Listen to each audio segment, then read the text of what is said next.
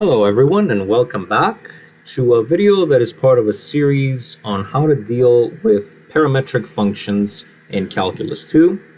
In this short video, we will be looking at how to differentiate such functions. And the premise that we're putting forward is that we would like to differentiate the original function y of x with respect to x. However, the y and x components are both defined right now with respect to some other parameter called t. And that influences, again, the way we need to take the derivative. This invites, obviously, the use of some kind of chain rule. Fortunately, the chain rule is actually pretty simple. So, for example, over here, if we wanted to find this derivative, all we have to do is take the derivative with respect to t of both of y and x and divide them. That is all we have to do. So using this definition or this chain rule, we can ask some interesting application questions, which I've lined up a couple of examples of such application questions over here for you. One of them is to look at the original function y of x and where its tangents could have a particular value for their slope. Typically, you'll be asked when the slope is horizontal, but you can set that value to be whatever you like in the problem. So here, if we want to find where the slope of the original function y of x is horizontal, we need to take its derivative with respect to x and of course set it equal to 0. So what do we need to do here?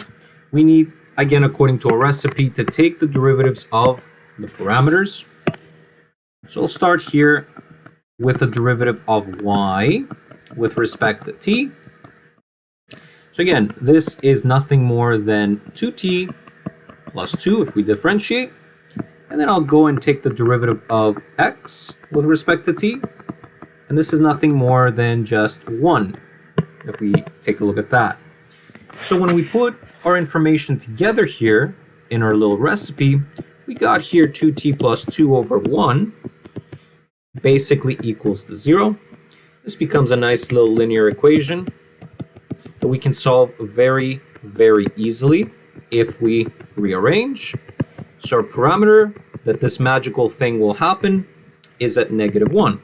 So is this our answer? Clearly no, because we're looking for a point. Or points.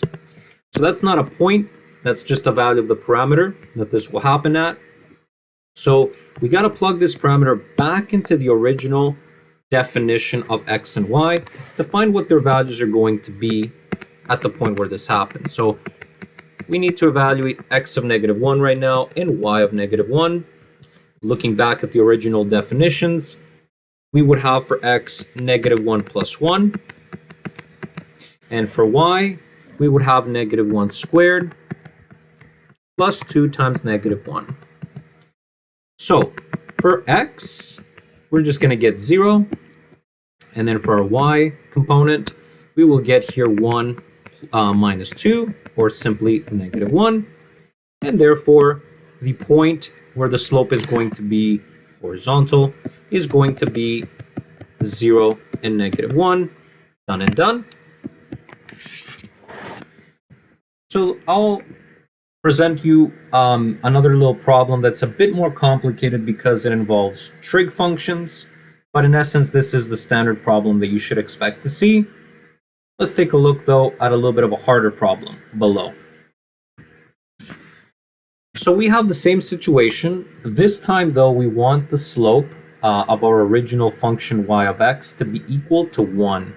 So we know the premise again. You have to take the derivative of the original function with respect to x and basically set it equal to 1. All right, so we need the derivatives here of x with respect to t and y with respect to t. I'm just writing them down.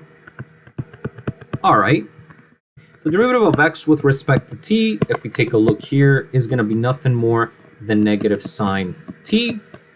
And the derivative of y with respect to t is going to be nothing more than cosine of t. So plugging them back to our little recipe here, we're going to get on the top cos of t, and on the denominator here negative sine of t. All of that needs to equal to 1. If I redistribute here the equation, I will get negative sine of t equals to cos of t. And if I divide both sides by cos of t, I'll get negative tan of t equals to 1. Or tan of t equals to negative 1. And if I try and solve that, I am asking for when this tangent is going to be basically negative 1. Fair enough. So again, to solve this, I need my little unit circle participate here, because I'll have two roots and I got to take care of them. Now, what is this tangent telling me? I'm basically saying to myself over here that I want the ratio of my opposite two adjacent sides to be equal to negative 1. This can happen in one of two ways. Either the opposite is positive and the adjacent is negative, or the opposite is negative and the adjacent here is positive. Those are the two combinations that can get that done. Okay, so on the unit circle, we need to think about where this can happen. So where can I have here the opposite side of an angle positive and the adjacent side negative? Let's take a look. Opposite side being positive means I gotta be above the x-axis right now, and adjacent side being negative, it means I have to be in the negative x-axis right now, so my root needs to be somewhere over here. Again, you'll see as I draw the components, this y right here, this side is positive because it's along the positive y-axis, and this side is negative over here, as it isn't along the negative x-axis right now. Our angle, again over here, this little phi is not our solution actually. Our solution is going to be, for our first little guy, this angle right here, I'll call it T1. So again, we satisfied this. We have a positive opposite and a negative adjacent side. We did this scenario. So what about the other scenario down here? Well, again, I gotta take a look around. So I'll go here with my little arrow and search. For a negative opposite, I have to be in the negative negative y-axis, so down here. And for a positive adjacent, I gotta be in the positive x-axis, so now we're concentrating only in quadrant 4. So my root is gonna be somewhere over here. And again, this little angle here is gonna be phi. We'll see it in a sec what it will be. Now, I'm not gonna label the second solution this, because that would be a negative angle. And according to the range I've been given over here, I can only vary from 0 to 2 pi. So I would label that angle right now like so. This is going to be my second solution called T2. So clearly here, my two solutions, as we can see on the diagram, will be what? Well, T1 is nothing more than pi right now, minus that phi angle. And T2 is nothing more than 2 pi minus that same phi angle. But what is phi? Let's think about this. What is this angle phi? So I'm being told by my information that the tangent is -1 of these t's. That means the absolute value of the ratio, again, if we're looking at the ratio of the sides, opposite over adjacent, it's going to be 1.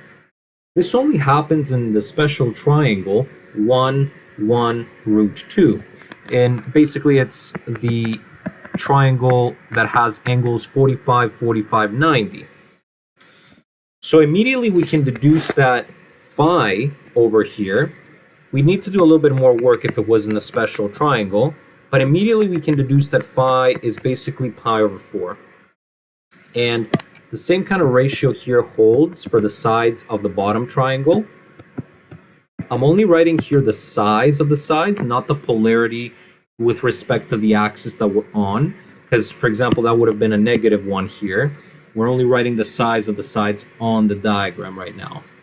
So that guarantees that phi is going to be pi over 4, and then I can very easily obtain the roots because I'm set up for that. So basically, we're taking away pi over 4 from pi for the first root. That means if we bring them to a common denominator, we're going to have 3 pi over 4 as our first root. And then as our second root here, we're going to have 2 pi minus pi over 4. Bring them to the same common denominator, 8 pi minus pi over 4, or 7 pi over 4. Okay, so these are our t values where we're going to have the slope, again, be equal to 1.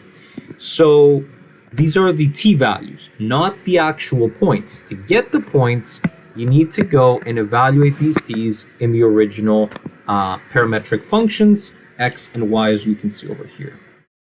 So for my x, again, if I bring these a little bit closer so you can see them while I'm doing this. So for my first t solution here, right, we got to evaluate x at 3 pi over 4. And that will mean that we need here the cosine of 3 pi over 4. And we also need, again, the y value. So we got to evaluate y at 3 pi over 4, which means finding the sine of the angle 3 pi over 4. Again, that is the root, as you can see, this one over here that we're talking about. And we're asking about the sine and the cosine right now. I think you can see what we can say about both of these trig ratios. So the sine, for example, is opposite over hypotenuse. And if we're looking at this root, the opposite side is positive with respect to the y-axis, and the hypotenuse is always positive. So this is going to end up being 1 over root 2 for the sine, again, of that angle. Now, for the cosine, again, we're comparing adjacent over hypotenuse, and the adjacent side to that angle right now, to that solution, is in the negative x-axis. The hypotenuse is always positive, so for the adjacent we would say -1 because this is on the negative x-axis, this blue component, and then root 2 would be the hypotenuse, which is always positive. So when we go and actually write these down, cos of 3 pi over 4, you can see, sorry about that, you can see over here is -1 over root 2. So we'll write that down as the solution, but we've thought about it using the unit circle. And then, of course, for the sine, we will write here 1 over root 2. And the point that the slope, again, of the original function is 1 is going to be none other the -1 over root 2 and 1 over root 2. Perfect. Now we have one more to evaluate. So again, for the 7 pi over 4, we need to check again what the cosine of 7 pi over 4 will be for our x component right now. And then we also need to check what our y component is going to be, which is dependent on the sine function. So again, I don't need to redraw another unit circle. I can use the one I have at hand to evaluate that. So we're looking at this solution now down here, and we're asking what the cos and sine are for that solution down there. Let's take a look. Sine compares opposite over hypotenuse. The hypotenuse is always root 2, positive, but the opposite side here, we can see that we're in the negative y-axis. So that is going to be -1 for a little sine down there. And then for the cosine, we're comparing adjacent over hypotenuse. And this time around, even though the hypotenuse is positive, let's see the adjacent side on that solution. It is sitting on the positive x-axis, and its value is 1. Its size is 1, I should have said. So this is what we get for the adjacent value right now. And so when we go back to plug in what those evaluations are, cos of 7 pi over 4 is going to be 1 over root 2 instead. And it's our sine now that's going to switch polarity and become negative 1 over root 2, giving us an extra point where the slope of the original function is going to be 1. That point is going to be 1 over root 2, and then negative 1 over root 2 here. So these are the 2 points that we get. Again, if you were opening up the interval here for t to be from negative infinity to infinity, you'd have infinite of these points as those functions are periodic, but we only have 2 now in the interval between 0 and 2 pi. So this is how we go about this one. It's a little more complicated because it involves those trig functions, and you really need to make good use of that unit circle to find the answers correctly, and you don't miss, any one of those 2 points. So these are the examples I had lined up. I hope they are helpful, and I hope, again, you've understood how to take derivatives for parametric functions. We'll see how this applies when the parameter becomes theta in polar coordinates in a future video. Thanks for watching. Consider subscribing if this helps.